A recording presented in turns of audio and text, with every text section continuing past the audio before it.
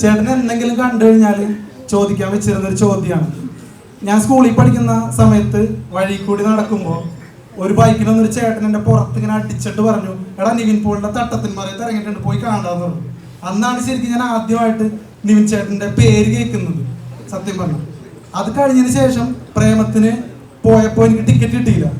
അടുത്ത ഷോ ആണ് ഞാൻ കണ്ടത്. ആ സിനിമ കണ്ടതോടുകൂടി നിവിൻ പോളി എന്നുള്ളൊരു താരത്തെ ഞാൻ മനസ്സിലാക്കി. അങ്ങോട്ട് മേത്തോട്ട് അങ്ങോട്ട് കയറി.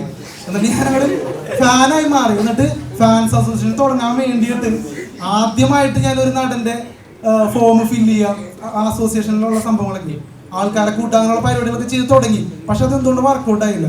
പിന്നെ ചേട്ടനൊരു ഡൗൺഫോൾ വന്നു കരിയറിൽ. അപ്പൊ കുറെ പേര് എന്നോട് പറഞ്ഞു, നന്നായില്ലേ അസോസിയേഷനിൽ ചേരാതിരുന്നത്, കാരണം അങ്ങനത്തെ ഒരു സിറ്റുവേഷൻ ഫേസ് ചെയ്യേണ്ടി വരുന്നല്ലോ. പക്ഷെ പിന്നെ ഈ സർവ്വമായയിലൂടെ ചേട്ടൻ്റെ ഒരു തിരിച്ചുവരവ് നടന്നിരിക്കുകയാണ്. ശരിക്കും പറഞ്ഞാൽ നിവിൻ പോളി തിരിച്ചു വന്നടാ എന്നുള്ള രീതിയിൽ ഞങ്ങളെപ്പോലുള്ള കുറെ പേർക്കാണ് ഭയങ്കര സന്തോഷമായത്. ശരിക്കും കുറെ നാളായിട്ട് ഡെസ്പായിട്ടിരിക്കുകയായിരുന്നു നമ്മളൊക്കെ. ഓക്കെ, അപ്പോൾ ഈ ഡൗൺഫോള് അത് കഴിഞ്ഞിട്ട് വരുന്ന ഈ ഒരു സക്സസ്, ഇതിനെയൊക്കെ ചേട്ടൻ എങ്ങനെയാണ് നോക്കി കാണുന്നത്? പിന്നെ ഫാൻസ്, ഇപ്പോഴും അങ്ങനെ ഒരു വർഗോടെ ഉണ്ട് നിവിൻ പോളി ഫാൻസ്.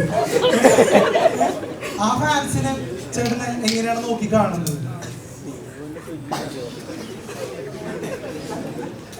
അല്ലാതെ എനിക്ക് തോന്നുന്നു എല്ലാ നടന്മാരും എല്ലാ നടിമാരും അല്ലെങ്കിൽ എല്ലാ ടെക്നീഷ്യൻസ് സിനിമയിലുള്ള എല്ലാവരും കടന്നു പോകുന്നൊരു ഫേസാണ്. ഒരു കയറ്റാർത്ഥങ്ങളിലൂടെ ആയിരിക്കും കടന്നു പോകുക. അപ്പോൾ എനിക്ക് ഉയർച്ച ഉണ്ടായിട്ടുണ്ട്, താഴ്ച ഉണ്ടായിട്ടുണ്ട്. അത് നല്ലതാണെന്നാണ് ഞാൻ മനസ്സിലാക്കുന്നത്.